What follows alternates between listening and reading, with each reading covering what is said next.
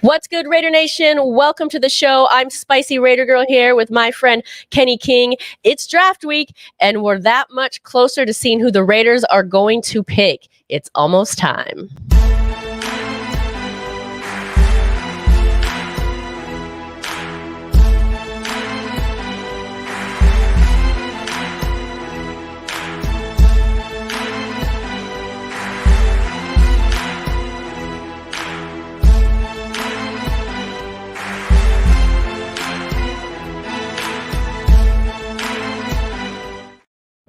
All right. Well, welcome to the show, Raider Nation. I'm Spicy Raider Girl. Kenny King, thanks for joining me tonight. The excitement has been building up. We're almost to Thursday. How you doing, my friend? Doing good. Just ready for this draft to get going and see who the Raiders get. I know there's been a lot of speculation, of course, and at the end of the day, nobody knows what's going to happen. I don't think any team really knows what's going to happen, right? It's all kind of a crapshoot. I think every team has a plan, but once guys start getting taken off the board, all those plans kind of start to crumble, and you got to go to plan A, B, and C. So it's going to be interesting. It's going to be interesting to see what Tom Telesco does. As we know, he's going into Detroit with 8 picks in his pocket.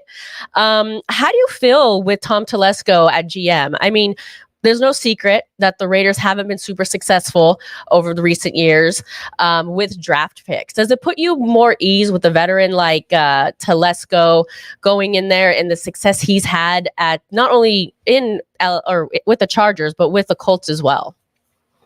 Yeah, I mean, you take a look at Telesco and his track record. I mean, he's brought in quarterbacks like Justin Herbert, and Andrew Luck. He was there with Peyton Manning, and so he's had a lot of success in being on staffs with getting good quarterbacks. I think that's something that's much needed. Obviously, the Raiders are going to be eyeballing a quarterback, and hopefully they get their guy this year. And the other thing is he does a really good job at evaluating talent, and also combining it with Antonio Pierce. Pierce is a great evaluator of talent, and so right. I think having a veteran like Telesco in there, having a guy like AP who understands the players, from a player perspective, and then also Champ Kelly being the assistant GM, a lot of knowledge in that room. I think that looking at the comments that Mark Davis is giving them free reign on what to do, and if they said you want to go out and get a quarterback, be aggressive. It kind of makes me excited about that. Yeah, and that's a great point. We've had discussions all week long about this draft, and Champ Kelly's name I haven't really heard come up in the discussions a lot, whether it's us doing it here on YouTube or anybody else really speaking about it in the Raiders organization and otherwise. So that's a great point, and I think you're right. Him, Champ, that is Tom, of course, Antonio Pierce. And Mark Davis seemingly kind of giving them free reign to make some good decisions. So I myself am a little more optimistic this year, knowing that that's kind of like our decision-making team, which I think is very different than years past. Yeah, absolutely. I think that, before you had Mike Mayock, who you thought was a good evaluated talent. We don't know if he was hamstrung by John Gruden with, when you pay a coach $100 million and he's basically the GM. So Mike was, he had the title of GM, but was he really actually the GM? I think that Ziegler actually didn't do that bad of a job in drafting. It's just, he was tied to Josh McDaniels. And I think the fact that he didn't move on from Josh McDaniels when he should have, I think that's kind of what led him to lose his job. And so, now you have Tom Telesco in here who's had some success, who's built some good teams. And, the Chargers have always been a team where, they compete, they always end up charging, but, they are a competitive team. So draft wise, he's done well with that. So it does give me a little optimism, a little excitement. I think the draft day is going to be kind of wild. I saw that the Raiders have inquired about the number 2 pick. Washington said that they're not moving. The Raiders could trade. Hey, there's always smoke, right? But where there's smoke, there's fire. And so, we know Chicago's going to take Caleb Williams number 1. Do the Raiders, are the Raiders in position to trade up? Absolutely.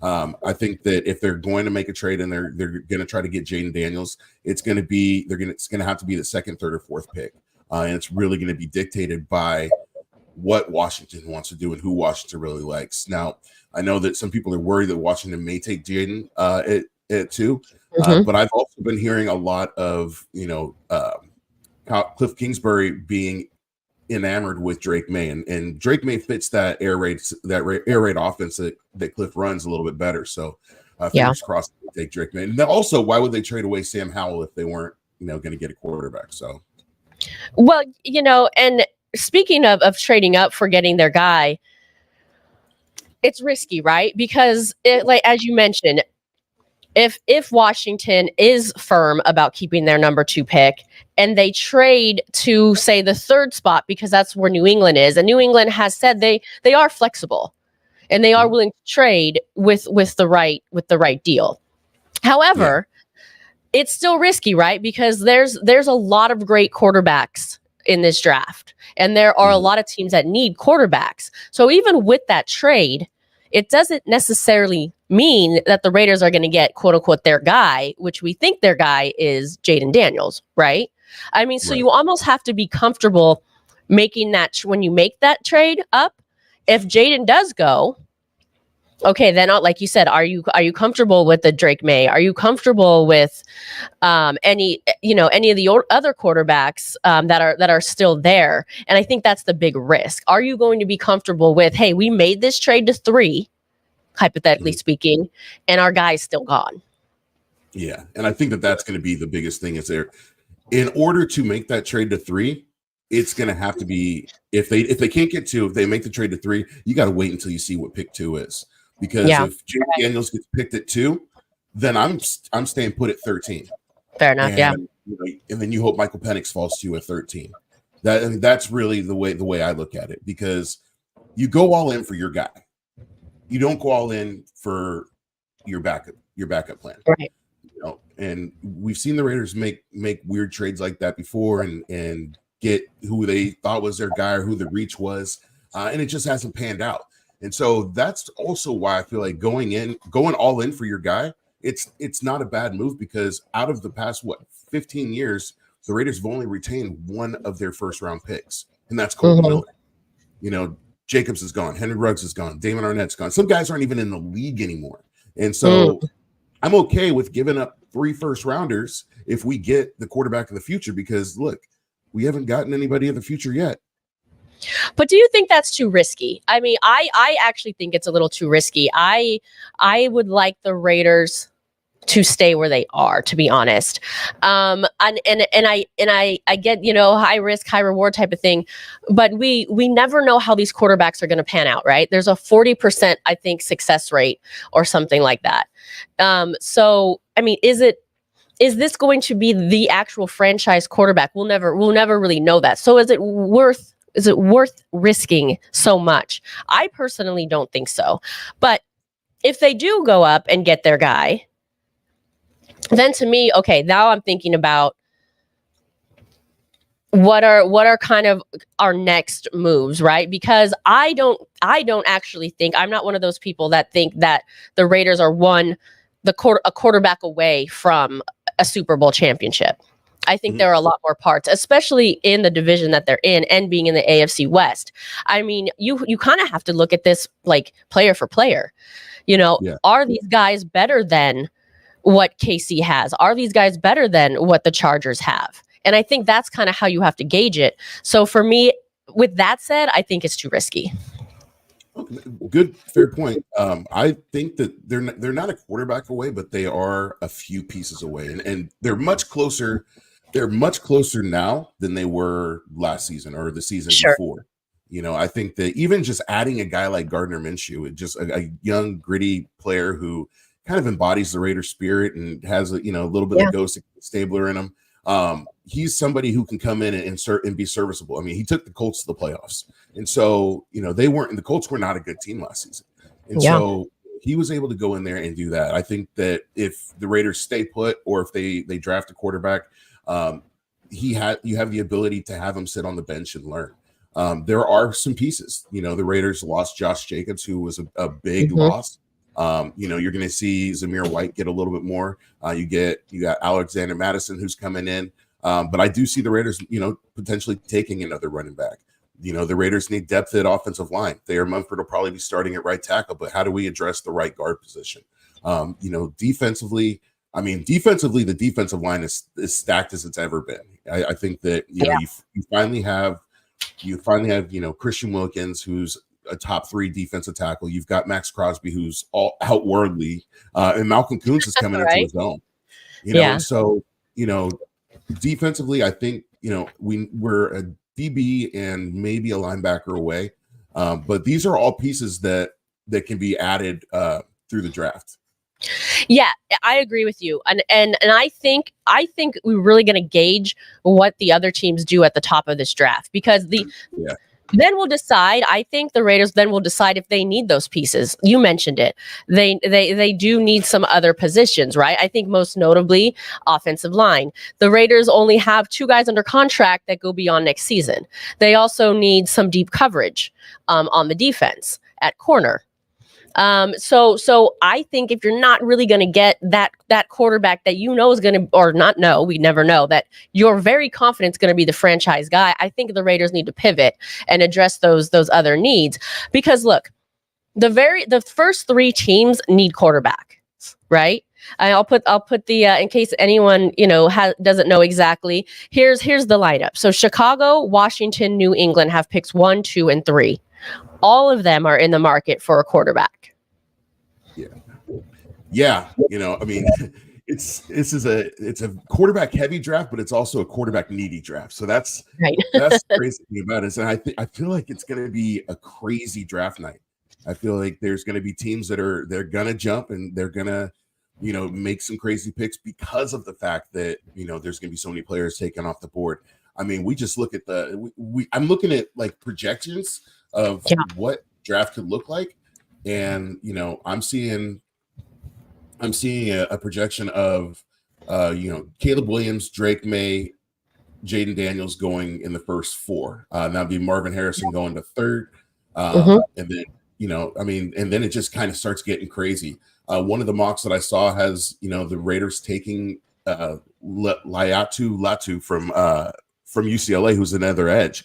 I don't see that just because of the fact that, just because of the fact, I mean, we got Max, we got Kuntz. There's some depth there as well. But yeah, I mean, it's going to be a very defensive heavy and quarterback heavy first round. I feel. Well, and it's also it's also wide receiver heavy. Yes. So this leads me to the question for you and the chat. Chat, please chime in here, and we'll acknowledge some questions in a minute. But this is the question then. Do you go with needs or do you go with best player? Because the Raiders are deep I think the Raiders are deep at the wide receiver position, right? Devontae Adams, Jacoby Meyer. Obviously Devontae's a little bit older, but I don't think the Raiders really need to plan for that yet per se. So what do you think? Are we going if it gets down to that point, are you drafting for need or are you drafting for best player? I think both. I think you go both. I think you go for the best player available, and hopefully it fits your need. You know, I think that if the best player available is a wide receiver, I don't know if you go that route, because like you said, we're pretty stacked at wide receiver. You know, Devontae, I don't see him going anywhere anytime soon. Jacoby Myers is you know, played amazingly last season. You know, he's, you know, you put him on any other roster, he's a number 1. He's a wide receiver 1 easily. You got Trey Tucker, who's going to be coming into his own. So I don't think if you have a receiver there, you take receiver. And so it kind of plays into best player available that fits the need. And so, you know, do you take a defensive tackle if you're sitting there and there's, you know, no quarterback that you want right there and you can possibly find a quarterback in the second round? Absolutely. That's what I would do. You know, and then, you know, we're sitting at 13, 44, 77, 112. We could easily package some of those picks and you know, get another pick in the top 100. So I think that the Raiders have a lot of things, a lot of tools that they can work with. It's going to be interesting to see how they utilize them. Yeah, and and I don't think we haven't really even explored the tackle option, which is a very, not only is it so we've talked about how quarterback position's deep, the wide receiver position's deep, the tackle position is also deep, and then if you project to future, which the Raiders need, I think we can all agree with that. I'm not saying they're going to be their number one. It could be though, but if you look further into next year's draft and the draft after, it really kind of thins out. So those guys are going to be harder to find. So with that said, are the Raiders now saying, hey, we can find some talented tackles here, which are going to be hard to find? And the way Telesco was talking in his press conference yesterday, to me, it sounds like his game plan is the future. That's was my takeaway. I didn't see it as what are we doing. Like I didn't get a sense of, maybe he's just a chill guy, but I didn't see him having this sense of urgency of we need to fix this now. Yeah. Well, and I think that, offensive tackles are hard to find. And I forget who said it, but it's when you have a guy that big and like that big of a body, if you can find somebody who's athletic and can perform at the way that like a Colton Miller does, you don't let that guy go. You don't ever really see offensive tackles get traded because, and you have a lot of awesome offensive tackles in the league. But when you have a guy who is good, when you have somebody who can play that position and play it well and block a Max Crosby or block a Khalil Mack or, block these guys, that's who you want to hold on to. And so when you have a deep draft, you have to take one. I'm looking at this mock right now and it's got about 5 taken in the first round, which I don't think is crazy. J.C. Latham, Troy Fautanu, Talasi Fuaga. I mean, there's some great names out there, some big tackles. And at the same time, Colton Miller's playing at a high level right now. But what's the contingency plan? My personal thought is if Colton, goes elsewhere, if we lose him in free agency in a couple of years, does Thayer Mumford step in at that left tackle position? Then where are we at right tackle? So I think that you need to start looking at the future. I'm completely with you on that. Yeah, and I think that's the smart way to go because, like I said, I know we want to be optimistic, and I, as Raiders fans, and I know our patience are up as Raiders fans, so we want wins and we want them now. I mean, we are still coming off, unfortunately, a losing season. But I think now that they actually have a foundation, I think finally, it's been a very long time, I think, that the Raiders have had a foundation, and I think it's there. And I don't see this deteriorating. So I think at this point, you kind of got to go a little slow and steady and say, listen, we're going to be contenders realistically in 3 years, say. That's what I think. And I think that's the approach that should be taken and expected. And yeah, we're going to hope they win every game and they crush everybody, of course.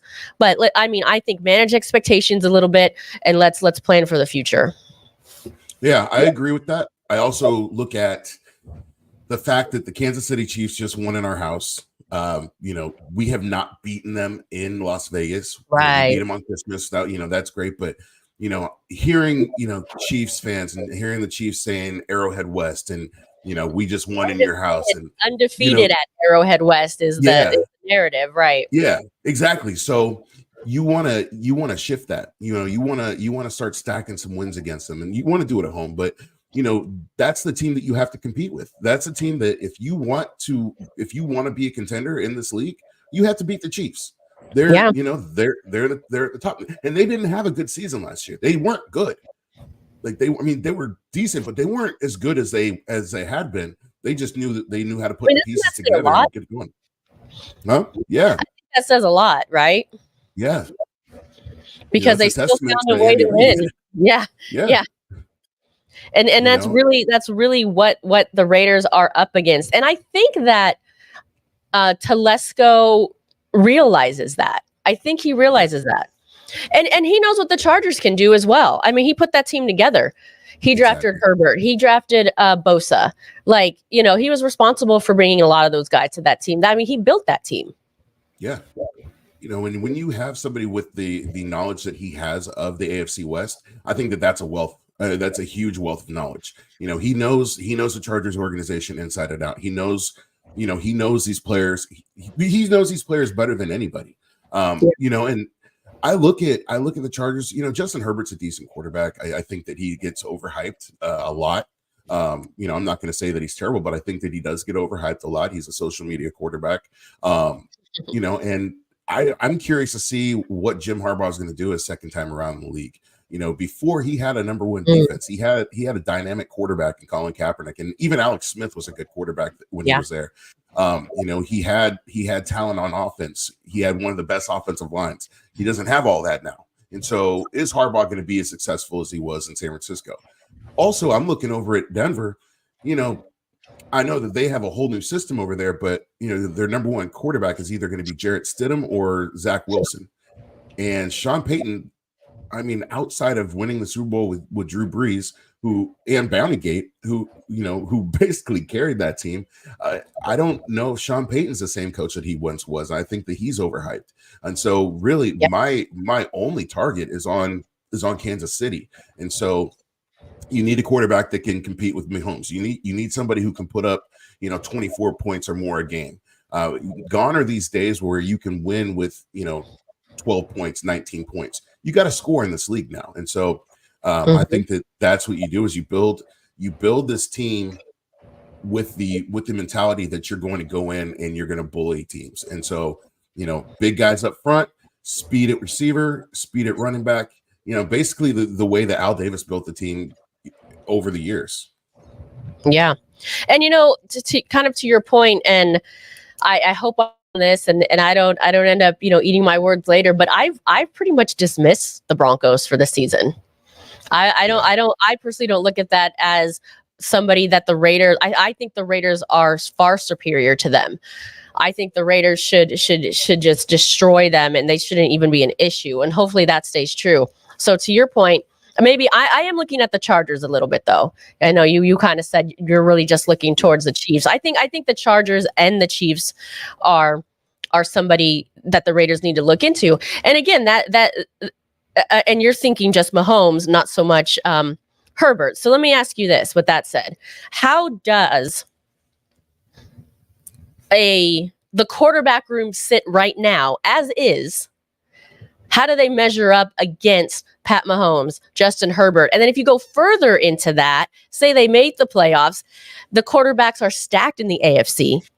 Then you look at Lamar Jackson and some of these other guys. To me, that's how it needs to be looked at. Can the quarterback room compete with that? No. Right. I don't think so. And that's not a knock on our quarterbacks. I think that there's just really good talent right now. Yeah, there's a lot of talent. There's tons of talent. I think Gardner Minshew has great talent. He's not Pat Mahomes level, and that's okay. Right. Is he a winner? Yeah, he has the ability to go out there and win. And the defense is gonna control a lot of these games too, because the key to beating good quarterbacks is to get in their head and to put them on their backs. And so that's the key. Is we saw it on Christmas with Max just destroying Patrick Mahomes every single play. Wasn't that fun? Yeah, I loved it. We saw it against the Colts where Max was calling Gardner a little ass boy all day, and so right, get in their heads and put them on their backs. And so, does this quarterback room compete? No, but can they compete? Yeah, but the talent levels are right. It's so far off. Aiden O'Connell, he still has a long way to go. I think that. He needs to be able to go through his progressions quicker. He needs to be able to get out of the pocket a little bit more. That's something that's going to come with maturity and a couple, more starts in the league. But, I do see the Raiders, if they want to compete, they got to get a quarterback at a Lamar Jackson, a Pat Mahomes, a Joe Burrow. Those are your top tier quarterbacks, and you need to if you want to have you want to compete, you got to do it. So let me ask you this in chat. Thank you for watching. I want you to play along. If you haven't already, remember, light that torch, hit that like button, subscribe to both of our channels, follow Kenny King on Instagram as well, and join. If you want to join, you can join to become a member. But play along with us really quickly here, because to your point, who can in this draft class compete with those guys? So I'm just going to rattle them off here. Caleb Williams. Yeah. Okay, and he's going to be gone, right? That's not even an option, but we'll throw him out there anyway. He's going first. Jaden Daniels. Absolutely. Drake May. I think so. Okay. I like Drake. I like Drake May. He just has to. He's got to be a right system fit. Okay, right. And then probably who the Raiders is speculated to end up with, Michael Penix Jr. Does he stack up? I think he does. Okay. I don't know if he's going to stack up first year. He does. Fair enough. One thing is he's an older player, so he's going to be coming into the league with a little bit more knowledge. People are worried about his injury history. I feel like with the medical advances nowadays, it's not much of a concern to me. Zamir White tore both his ACLs, and he's not having any issues. Knock on wood. Yeah, that's crazy. And so I mean, I believe Penix can compete. I believe that he's got the arm talent, he's got the speed, he has the head, he's got the head for the game, he's got the mobility. I do see him as somebody who can compete. Okay, how about JJ McCarthy? No. I don't get the hype. I don't think so either. Yeah, I don't think so either. I don't get the hype. Bo Nix. No Nix. No Nix. I don't, and I don't like to generalize, but I don't like Oregon quarterbacks in the league. The only one who's had a little bit of success is Justin Herbert, and he has he ever even had a winning season? I mean, they did last year, but he's blown 3 big games now. He blew the game to get into the playoffs against us. He blew his first playoff game, and he just blew the last playoff game. So, he doesn't. Bo Nix, I feel like it's going to be the same thing. It just doesn't really move the needle for me. Right. So I think I ran through them. I don't know if I left anybody off that list in terms of the quarterback class. But with that, we're going to take Caleb out because we think he's probably going to go number 1. Maybe he's already chosen. He got chosen yesterday. We don't know. They might have signed him already. I kid. So we have Jaden Daniels, Drake May, and Michael Penix Jr., I believe, are the 3 that we've narrowed it down to that can actually compete in the AFC West and in an AFC to go head to head with some of these elite quarterbacks that are already there for the Raiders to be contenders. Is that kind of where we're at? Yes. Okay. So and I'll take it a step further that I'm going to narrow it down to 2. Jaden Daniels is my number 1. Michael Penix is my number 2. If we're looking at that, and I'm not moving out of 13 to get Penix. I'll take him at 13, but I would not. Okay. I would not trade up.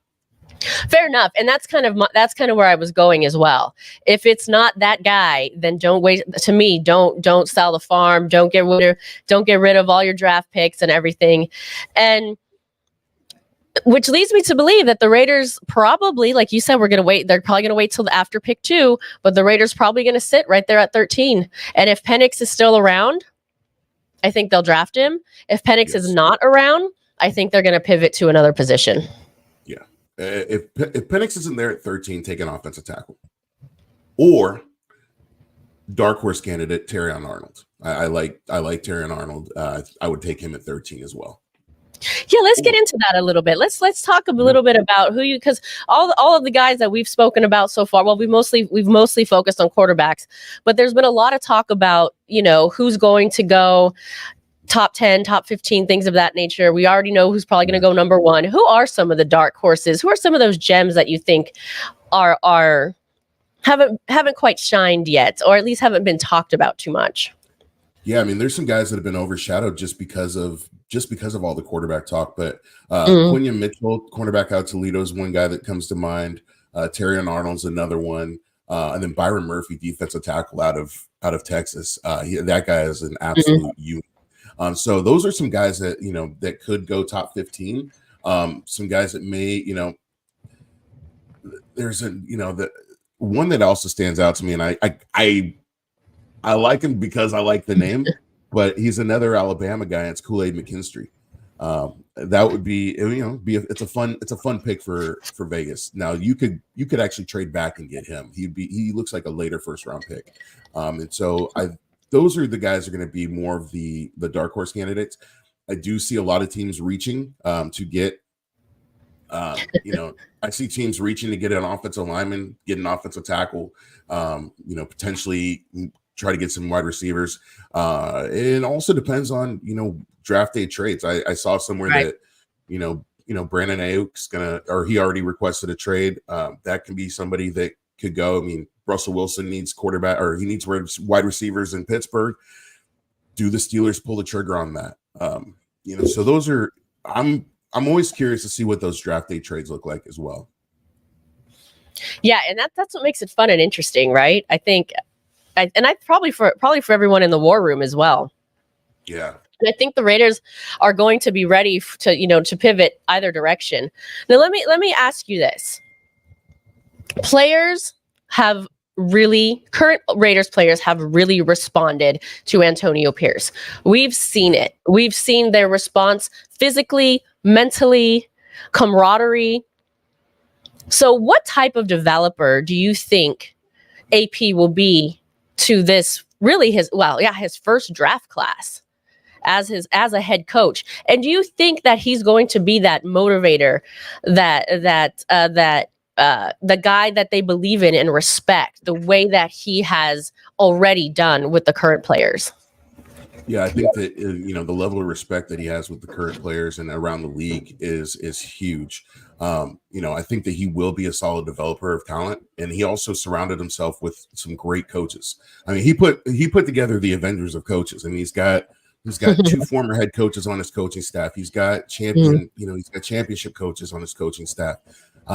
He's got guys that understand players, understand player development, and also he's utilizing the fact that he's taking on what he doesn't know, and he's utilizing the people around him that do know. Using Tom Coughlin as an advisor. Marvin Lewis. Those guys. Being surrounded by greatness, and so I think that he's going to do a great job of developing. We saw just the change that Jack Jones made to the defense. Right. You bring in a guy like Jack Jones, and he just automatically gets it. Some of the defensive, and looking at the defensive players after Josh McDaniels left, after Josh McDaniels was fired, the defensive players they started playing differently. They took on that identity. You take on the identity of your coach, and so you have a coach who's aggressive and who's ready to go for and ready to go to bat for you. You want to play for that. You want to run through a brick wall for him. I mean, just the fan base, we get it, right? You feel it, for sure. Yeah, like when AP took over and we're lighting, they're lighting cigars in the locker room, like that feeling really comes. It's contagious. I feel it in the stands, and I think most fans can agree with this. I don't remember the last time, if ever, to be honest, that I've felt this way, especially about a head coach. No, I've never felt this way about it. I mean, the closest was probably Gruden the first time around, and the feeling that his first time around, it felt you felt this a little bit. The second time around, it was like I was excited that he was coming back, and then he comes back and trades Khalil Mack and Amari Cooper, and drafts. Has these crazy drafts where they reach and take Cleveland Farrell at 4, and I'm like, what the hell are we doing here? But now I have a coach who I'm like, yo, this is our coach. Like, this is he feels like a Raider. He acts like a Raider. He grew up a Raider fan. He understands the players. He gets it. He gets it from the player angle, from the personal angle, from the financial angle. I feel like he's just somebody who's going to come in and this team's going to continue to take on the identity, because then you're going to draft players that fit the Raiders system and that fit what AP is looking for. And I don't see him as somebody who's going to accept mediocrity. Right. No, definitely not. I mean, listen, he got rid of Marcus Peters when he saw that he was playing at a mediocre level, or putting in a mediocre effort. That wasn't even a mediocre effort. That was Fair enough. that was crap effort. Yeah, I mean, and I was sad too, because I wanted to put up with it. Yeah, I wanted Marcus Peters to be a Raider, and then me too. He came and let me down. Rocking 2-4 let us down. You wear that number, you got to put on. I mean, come No, on. and I agree. But to your point, he proved it, I think, with that move. I mean, Yes. it just doesn't matter. He's saying, listen, I'm not tolerating this. Yeah. And and to get, actually, now that I'm thinking about it, for the Raiders to kind of give him that power, if you will, that leeway, that decision making ability as an interim. Mm-hmm. I mean, that said a lot. That said a lot. Yeah. Oh, and when you go out and you almost sweep the division as an interim coach, and you beat Kansas City in Kansas City, that tells you something. Yeah. That's a big tell right there. And so, you put up 63 on the Chargers at home, that Huge. like, Mark, we all saw Mark Davis. He was like, holy crap. So Yeah. I think when you see that, there's no way that you can say, oh, you know what, we got to go with somebody else. And so I think Mark Davis made the right decision. I like the move to hire AP. I like the move to hire Telesco. I like the move to retain Champ Kelly. I think that these guys together are going to, put together a solid team, and the Raiders are going to finally start stacking some wins. Yeah, and I agree. It's going to be I think it's going to be an interesting draft from start to finish. I think we're going to be surprised a lot. Maybe outside of the first pick, I think it's going to be a wild card. Would you agree? Oh yeah. I think anything goes this year. Yeah. For the most part, you can go, okay, top 1, 2, 3, 4, 5 even. But I really think that second and third spot are unstable right now. And there's other teams that could want to move into that spot as well. We're obviously focused on the Raiders, and are they going to try to go 2 or 3 or things of that nature? I mean, we have to remember there's other teams that might want to trade up, and then what does that entail? And then when that happens, then where do the Raiders pivot? So I think this is going to be one of those drafts where it's going to be like on edge. Yes. I think there are going to be a lot of surprises. Yes. Yeah, you're going to see a lot of teams using that full 15 minutes on the clock, and right. A lot of draft day phone calls, and I hope they have a lot more war room footage, because I want to see how some of this stuff goes down. It excites me sometimes when you see the coaches and the GMs in there, and kind of how everything goes down when they do it. Yeah, I mean, I agree. It's super interesting to see, when you have that 15 minutes and you're trying to say, hey, we've got this to give up, that to give up, or whatever, and that's it. With that said, though, do you think the Raiders have enough collateral to offer to make the move? Because I'm not sure that they do. I think they do. It's just going to be, how do they package it? I believe it's going to take at least 2 first-round picks and a day 2 pick, possibly a player. But I believe they do have the collateral to do it. It's got to be for their guy.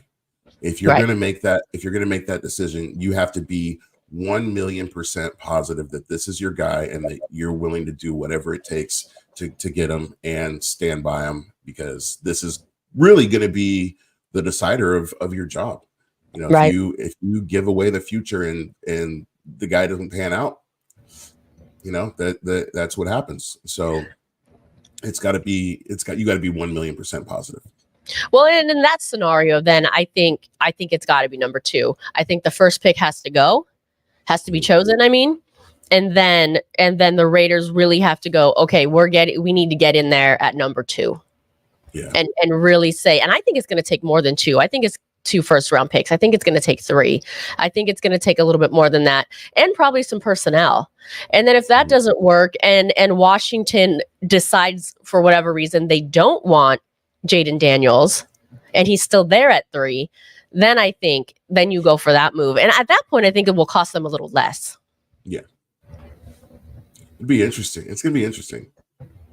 I mean, wouldn't it be nice if like Jaden Daniels, well, he kind of already has, right? He did say that he'll be happy to play with whoever calls his name, but I think deep down we all know he really wants to be a Raider and he wants to play for Antonio Pierce.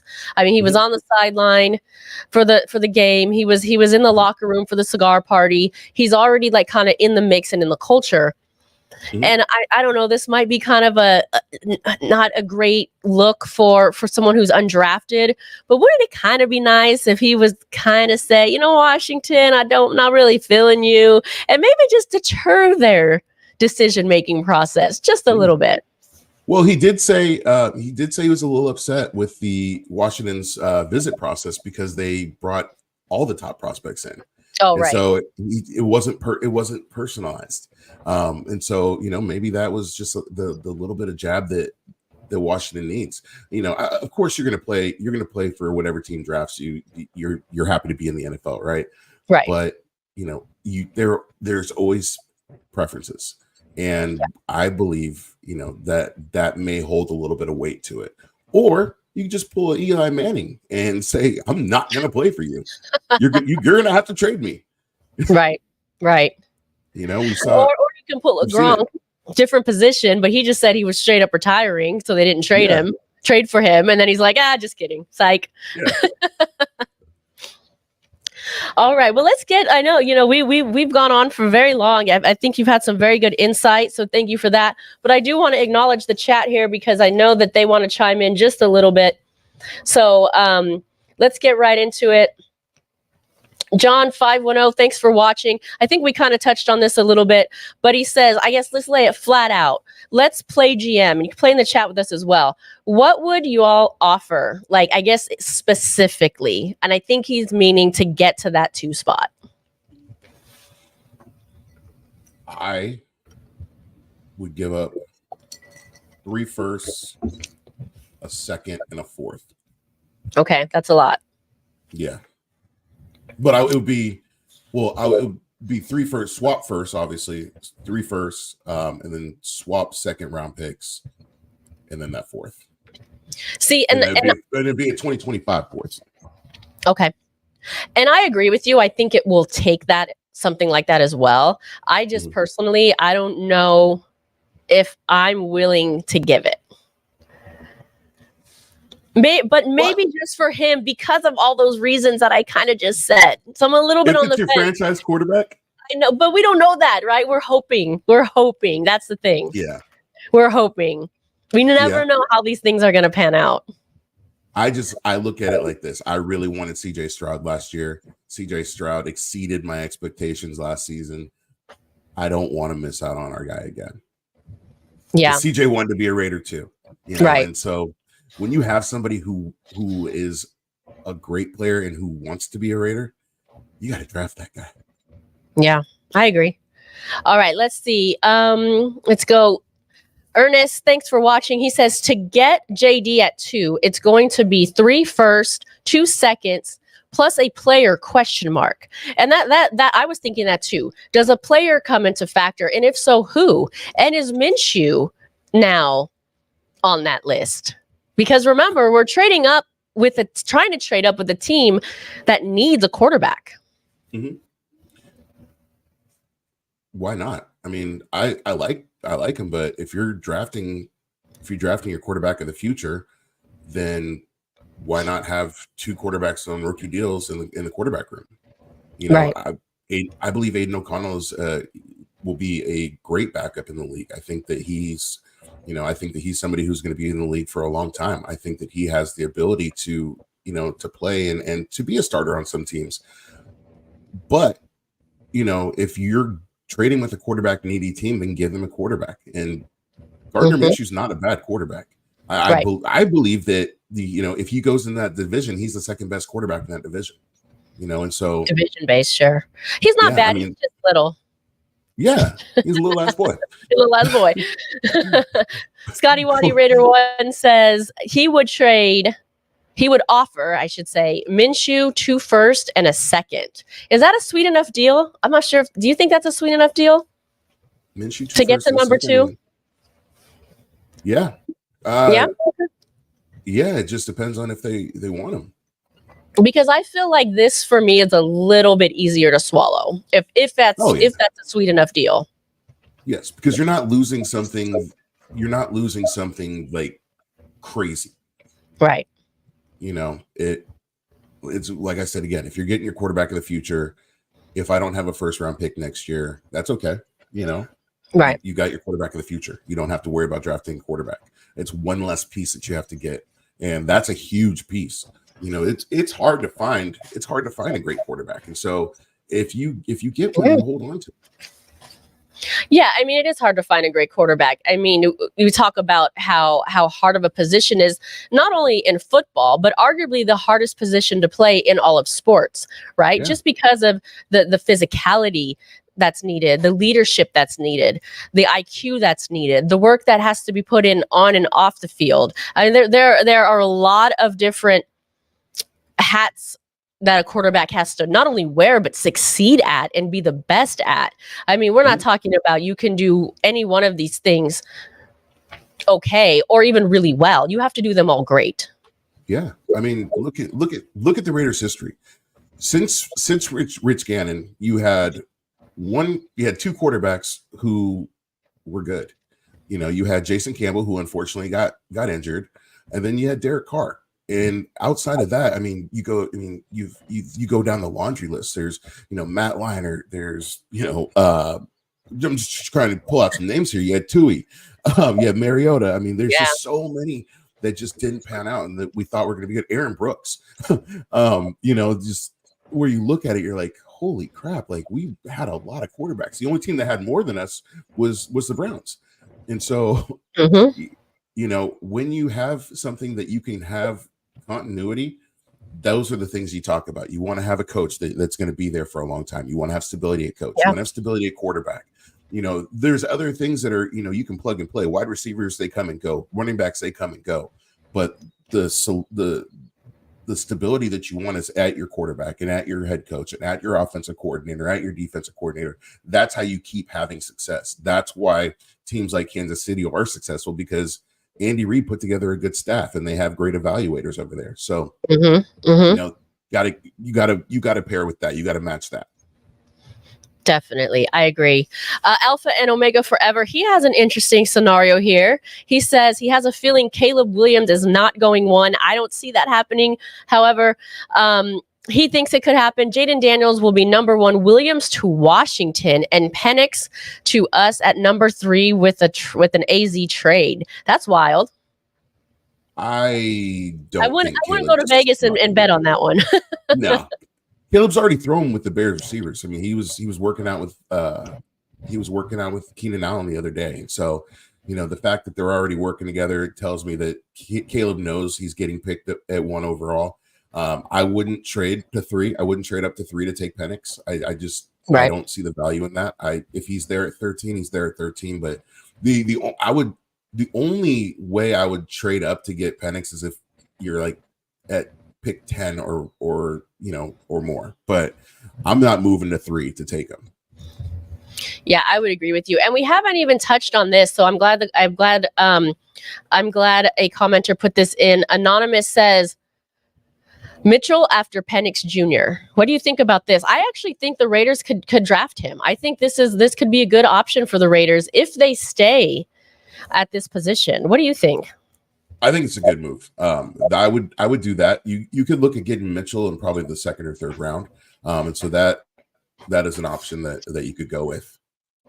I mean, it checks one of those boxes as well, right? One of the Raiders needs a CB out of Toledo. This is a position that the Raiders need. I know our hyper focus is on the quarterback, but again, if the trade isn't made, that we've talked this whole show about getting their guy, which we all think agree is Daniels, and Mitchell is there at 13. I think this could be a solid pick.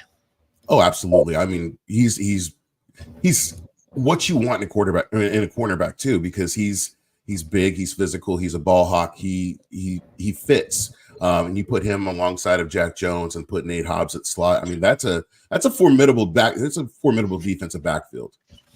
And it's so necessary, right? Because as the Raiders stand right now on defense, I think they can be I think for sure top 10 defense, maybe even top 5. And really they're lacking in this secondary area. So this could be a huge asset. And in fact, I think that either Minshew or AOC with a solid defense, him included in this, Mitchell that is, the Raiders could really still make some noise and make a push for the playoffs with that quarterback room with the top 5 defense. Oh yeah. Defense wins championships. And so you have a top 5 defense.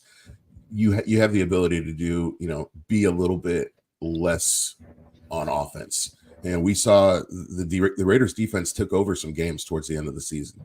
The Kansas City game, they took over that game. They took over the LA game, the Chargers.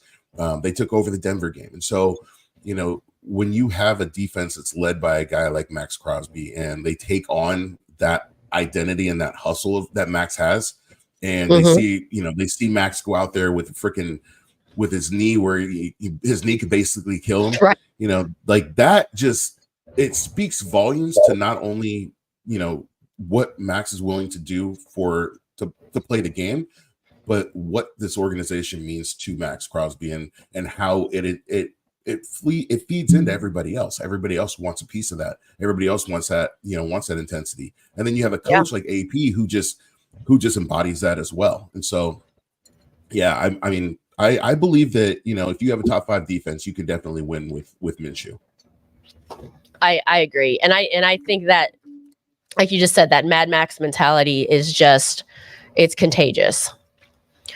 Ernest says here, you're only trading future college players for JD and an unknown QB. So use free agency as your draft for 3 years. NFL players, not college prospects. I mean, that's actually a really fair way to look at it. Yeah, absolutely. You don't know what you're getting. It's right. The draft is a crapshoot. It's a gamble because even though they're great in college, sometimes it doesn't translate to the NFL. I mean, look at Ryan Leaf. He was a great college player and he was a bust in the NFL. Jamarcus Russell, the same thing. Right. So you could say that about so many players, and you don't know how a player's going to pan out until they actually get to the league. That's a very valid point. Yeah, and to be quite honest, it almost like changes my decision. I'm not gonna lie. Like when you put it in those kind of like plain terms, you're like, okay, oh yeah, why hoard a bunch of question marks, I guess. Yeah. Because it is all just a crapshoot, right? So thank you for that comment. Thanks for we all have our opinions, but I like to see things that kind of make me go, Absolutely. Rick, what's good? Thanks for tuning in. He says, if they don't get Pinnicks, I like Jordan Travis. That is a name we have not spoken about at all. Which Raiders really liked him on his visit to LV? Probably 4th, 3rd round. He will sit, of course. Yeah, most definitely. I haven't heard a lot of chatter about Jordan Travis at all. He wasn't actually even on my radar. He's a quarterback out of Florida State. He certainly wouldn't be a franchise quarterback, and he certainly, wouldn't start. But what do you make of this comment?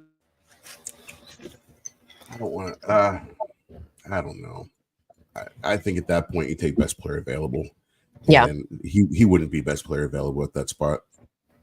I think you just roll with AOC and Minshew. I agree. Yeah, I no offense, Rick. I actually think that would be kind of a wasted pick because we already have somewhat of I guess they could be starters, but mostly probably backups. And I don't think that's going to be an asset. And then at that point, I agree. Go with best player available. However, what if and I just want to circle back a little bit. We had this conversation, but if the best player available is a wide receiver, are we still looking at that? Or then we go, oh, okay, maybe like the next best player available. Yeah. Then you're looking at next best. So because like I said before, like I said earlier in the show, you go best player that fits the need. And so, if it's a wide receiver, we don't need a wide receiver. We need something else. And so if there's a linebacker there, if there's a tight end there, because, we only have Michael Mayer. And so, you could add a tight end. I think that, if Brock Which I thought was a great pick, by the way. No, Michael. Yeah, no, I mean, he was a great pick. I think he's going to stand out this year and do some great things. But you need another tight end in this league, and so definitely. Yeah. All right. All in Autumn Win. Thanks for joining us. He says for a for a fourth round, third string QB, AOC did a hell of a job. I think we can all agree on that. I mean, he was never meant to even play, probably, let alone start and make that many starts and really make this his team. So yeah, definitely kudos to him. He says, I know he was missing against Vikings and KC, but he didn't make big mistakes at the wrong time. Solid job for the rookie. I would agree with all of that. Absolutely. I mean, did the best he could do. After his first Chargers start, he played well. He didn't turn the ball over. He didn't make mistakes. I think.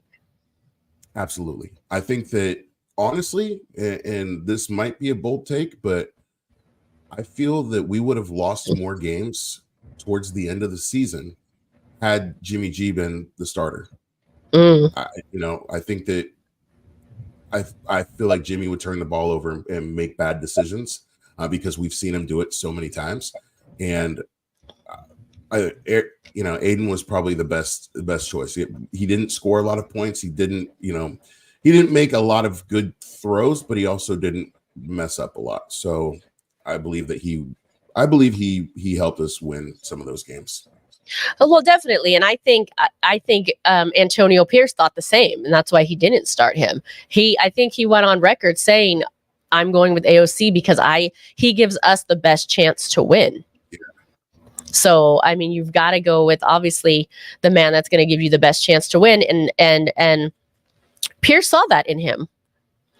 And I thought he did a good job. Again, I just don't think, I know there's some Raiders fans that are really sold on AOC. I just don't think that, again, we're going to go back to compare to the best of the best quarterbacks in the AFC that the Raiders have to get through to make these playoff push and to make a run through the playoffs. And if you're stacking AOC against Pat Mahomes and some of these other quarterbacks, super talented, it's just not there. Yeah, I agree. And unfortunately, we kind of don't get, not unfortunately, it is, I mean, this is not a participation award league, Right. Like, yes, you did a good job, rookie, solid job, but. No, you play to win the game. Right. Right. Thank you so much. All in Autumn Win. Thank you for the super chat. We appreciate you. Thank you for supporting our channel, for the super chat as well, but of course for viewing.